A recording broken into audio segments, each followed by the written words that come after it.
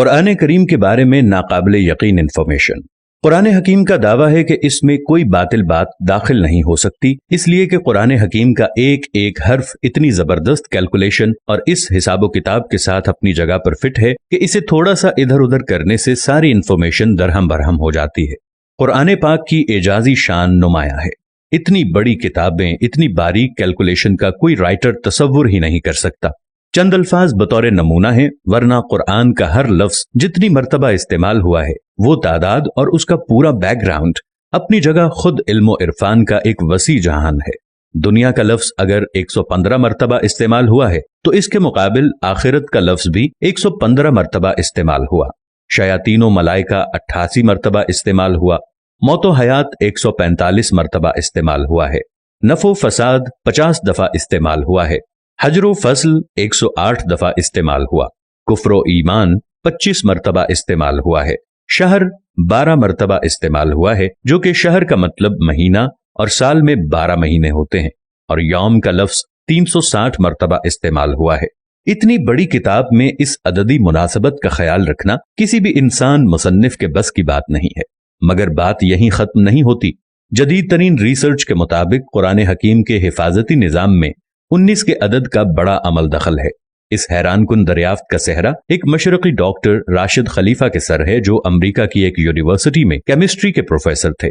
1959 में उन्होंने मुकम्मल कुरान पाक कंप्यूटर पर चढ़ाने के बाद कुरान पाक की आयात, उनके अल्फाजो हरूफ में कोई ताल्लुक तलाश करना शुरू कर दिया।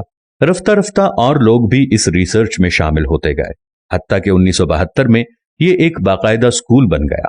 रिसर्च का काम जो ही आगे बढ़ा, उन लोगों पर कदम ब कदम हैरतों के पहाड़ टूट पड़े। कुरान करीम के अल्फाजो हुरूफ में एक ही जैसी किताब तकदीर नजर आती है, जिसके मुकम्मल इदराक के लिए उस वक्त के बने हुए कंप्यूटर नाकाफी थे। कलामुल्लाह में 19 का हिस्सा सिर्फ सूरह मुदस्सिर में आया है। यहाँ अल्लाह पाक ने फरमाया, दोज़ख पर हमने 19 मुहाफिज फरिश्तों को मुकर्रर कर रखा है। इसमें क्या हिकमत है ये तो रब ही जाने, लेकिन इतना अंदाजा जरूर हो जाता है कि 19 के अदद का ताल्लुक अल्लाह के किसी खास हिफाजती निजाम से है। फिर हर सूरत के आगाज में कुरान मजीद की पहली आयत बिस्मिल्लाह को रखा गया है, गोया कि इसका ताल्लुक भी कुरान की हिफाजत से है, क्योंकि हम देखते हैं बिस्मिल्लाह के कुल हर्फ भी 19 ही हैं। ये देखकर शदीद हैरत होती है कि बिस्मिल्लाह में तरतीब के साथ 4 अल्फाज इस्तेमाल होते हैं।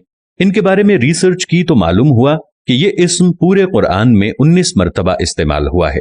लफ्ज अर्रहमान 57 मर्तबा इस्तेमाल हुआ है, जो कि 19 ज़रब 3 का हासिल है।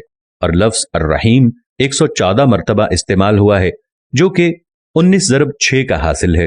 और लफ्ज अल्लाह पूरे कुरान में 2699 मर्तबा इस्तेमाल हुआ है, जो कि 19 ज़रब 142 का हासिल है। लेकिन ये एक रहता है जिसका साफ मतलब है कि अल्लाह की जात किसी हिसाब किताबे नहीं है। कुरान मजीद की सूरतों की तादाद भी 114 है, जो कि 19 ज़रब 6 का हासिल है। सूरह तौबा के आगाज में बिस्मिल्लाह नाजिल नहीं हुई, लेकिन सूरह नम्ल आयत नंबर 30 मुकम्मल बिस्मिल्लाह नाजिल करके 19 के फार्मूले की तस्दीक कर दी गई है।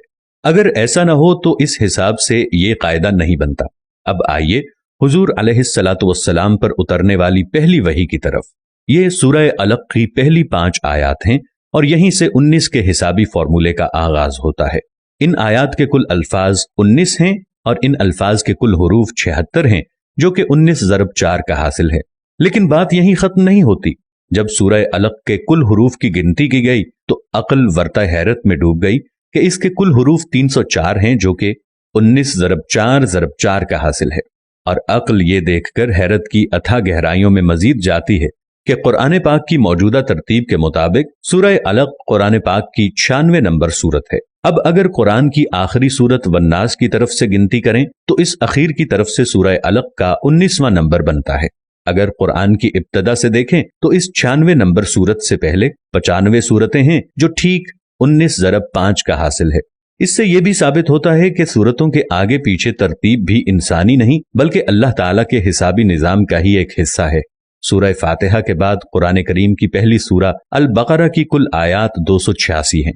2 हटा दें तो मक्की सूरतों की तादाद सामने आ जाती है, और अगर 6 हटा दें तो मदनी सूरतों की तादाद सामने आ जाती है। 86 को 28 के साथ जमा करें तो कुल सूरतों की तादाद 114 है।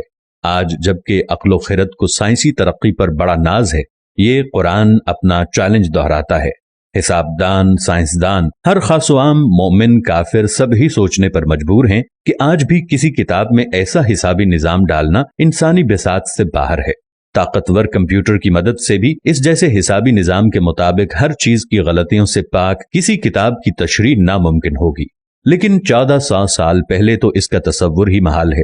لہٰذا کوئی بھی صحیح العقل آدمی اس بات کا انکار نہیں کر سکتا کہ قرآن کریم کا حسابی نظام اللہ کا ایسا شاہکار معجزہ ہے جس کا جواب قیامت تک کوئی نہیں ہو سکتا۔ دوستو، چلتے چلتے ہمیشہ کی طرح وہی ایک آخری بات عرض کرتا چلوں کہ اگر کبھی کوئی ویڈیو، قول، واقعہ، کہانی یا تحریر وغیرہ اچھی لگے تو مطالعے کے بعد مزید تھوڑی سی زحمت فرما کر یا دیکھنے کے بعد اپنے دوستوں سے بھی شیئر کر لیا کیجئے۔